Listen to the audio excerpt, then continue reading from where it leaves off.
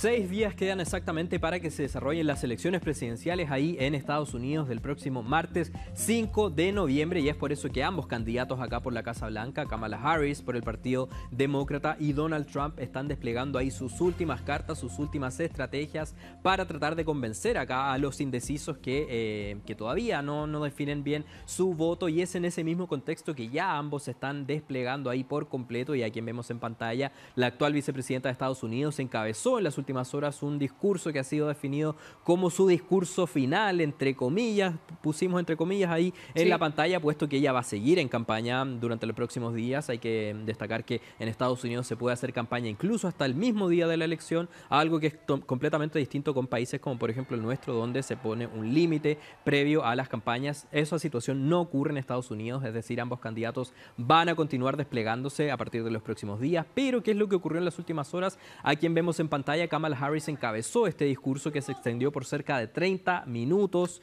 un discurso que se tuvo lugar más encima en Washington, D.C., la capital acá de Estados Unidos, y en un punto específico muy simbólico acá de la capital de Estados Unidos, porque fue en la elipse acá de Washington, D.C., donde hace un tiempo atrás Donald Trump en su momento aleonó, podríamos decir, a sus seguidores a una situación que finalmente terminó en el asalto al Capitolio. En ese mismo punto, Kamala Harris decidió llevar adelante este discurso. Según cifras preliminares entregadas por el Partido Demócrata, fueron cerca de 75,000 las personas que acudieron acá a escuchar las palabras de Kamala Harris, un discurso en el que ella obviamente arremetió contra Donald Trump. De hecho, lo tildó como un tirano,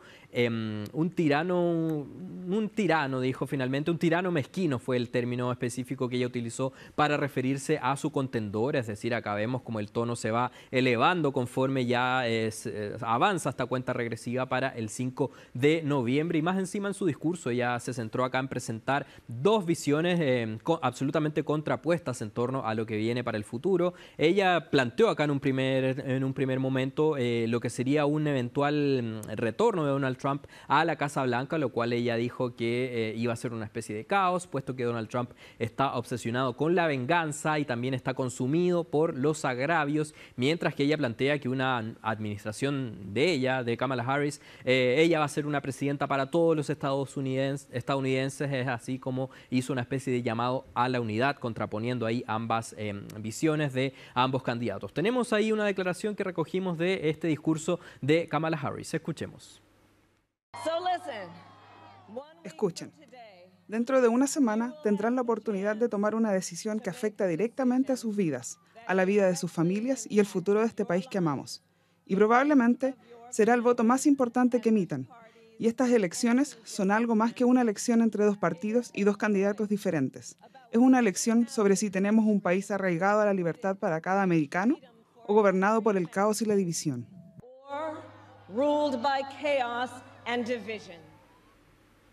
Claro. Sí. Bueno, ahora era de esperarse que estos últimos discursos fueran así de radicales, porque lo que quiere exacerbar Kamala Harris también son las diferencias. Exactamente. Y por lo tanto, de por qué hay que votar por uno u otro sector. Ahora, creo yo que si finalmente el próximo 5 de noviembre triunfa Kamala Harris, en gran parte es porque Donald Trump también ha dado material para el triunfo de ella, en el sentido de las últimas actividades que ha habido en torno a su campaña, que no lo han favorecido para nada, por ejemplo, en torno al mundo latino, al mundo de los migrantes, a la valoración que hace su sector respecto del aporte que hacen los latinos a Estados Unidos, ¿no? Exactamente, en ese mismo sentido pasemos específicamente a revisar qué es lo que hizo Donald Trump, que también obviamente realizó un nuevo mitin de campaña en un estado clave que es el estado de Pensilvania, y él aprovechó esta instancia para obviamente desmarcarse de esta situación que tú recién comentabas, Cari, esta polémica que se ha generado en torno a esta especie de chiste que se hizo en uno de sus eventos de campaña, donde se trató a Puerto Rico como una isla de basura. Acá él entregó múltiples declaraciones haciendo alusión a que él quiere mucho a los latinos. De hecho, argumentó ahí dentro de este discurso que nadie ha hecho más por Puerto Rico que él. También dijo, nadie ama más a los latinos que yo. Es decir, él aprovechó al máximo esta instancia para desmarcarse por completo de esta gran polémica que se ha generado en torno a este mal chiste en torno a Puerto Rico, un chiste que incluso fue condenado por múltiples artistas acá. Nosotros conocemos que Puerto Rico está lleno de figuras muy importantes del mundo de la música, por ejemplo, Ricky Martin, Jennifer López, Bad Bunny y varios otros artistas que ya condenaron acá el chiste que se dio en este evento de campaña de Donald Trump. Y es esa la polémica que ha nublado de cierta forma el despliegue acá de la campaña del candidato republicano, y por eso él decidió dedicarse por completo a tratar de limpiar un poco su imagen en ese aspecto. Y claro, como decíamos, entregó ahí varias afirmaciones relacionadas a los migrantes, pero no todo fue tan buena onda, sino que también ya volvió a hablar de la inmigración irregular. De hecho, dijo en varias oportunidades que las personas que entran irregularmente a Estados Unidos tienen convertido al país en un verdadero basurero, es decir, vuelve a hacer acá alusiones a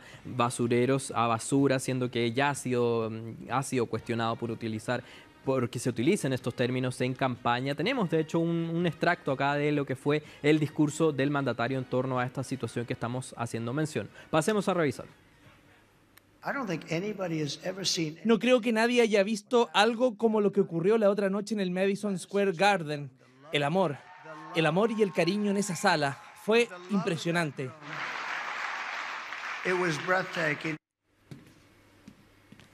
Claro, acá ya hay muchos especialistas que están apuntando a que a partir de los próximos días que quedan de campaña antes del 5 de noviembre, el expresidente de Estados Unidos, Donald Trump, se va a aferrar por completo a lo que ha sido los 3 puntos clave de su discurso de campaña. El primero de ellos, la inmigración irregular. El segundo punto va a ser la criminalidad en las grandes ciudades de Estados Unidos, y también el tema de la inflación, el tema de la economía, algo que para muchos analistas y expertos viene siendo su punto más fuerte, el tema de la economía, y así mismo también se ha visto reflejado en múltiples encuestas. Así que ambos candidatos ahora, tanto Kamala Harris como Donald Trump, van a continuar absolutamente desplegados, y sobre todo teniendo en cuenta a los estados clave, los estados que también se conoce como los estados bisagra, los estados péndulo, van a ser los que a partir de ahora van a concentrar toda la atención y también los máximos esfuerzos de ambos candidatos cuando quedan solamente 6 días para el famoso 5 de noviembre. Es más emocionante, encuentro yo, la elección en Estados Unidos que en Chile, o en los países que tienen elección indirecta versus los que tenemos directa, porque hay que sacar un cálculo. Sí, entonces es mayor la cantidad de tiempo que uno permanece en esta incertidumbre de respecto de quién va a ganar. Este cálculo tiene que ver con la cantidad de electores que tiene cada estado. Sí. Y por eso uno también pudiera hacer la evaluación de que el sistema es un poco perverso, porque aquellos estados que tienen menos electores, como que los candidatos no llegan con sus actividades, como que entre comillas, ¿no?, valen menos. Claro, y por lo tanto se centran, como tú decías, en Pensilvania, en otros lugares que son estados que son muy importantes, en Ohio, que tiene una gran envergadura.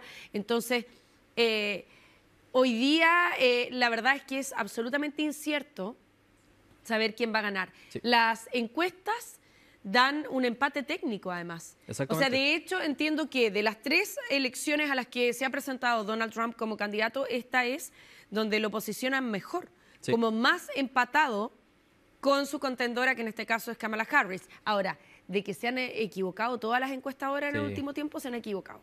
Sí. Incluso acá en Chile también.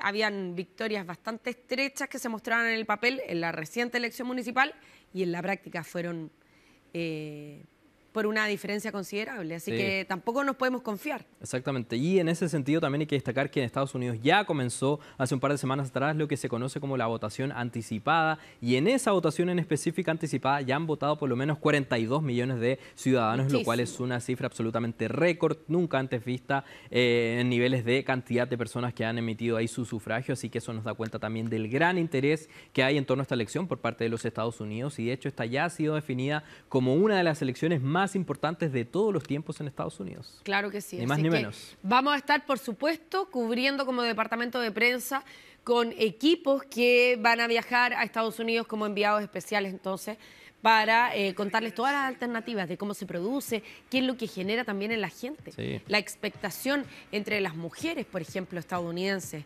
respecto de que por primera vez vaya a haber una mujer que ocupe la primera magistratura del país, es un momento histórico, sin duda, Sí. así que usted lo va a poder ver, obviamente, por las pantallas de Chilevisión. Sin duda.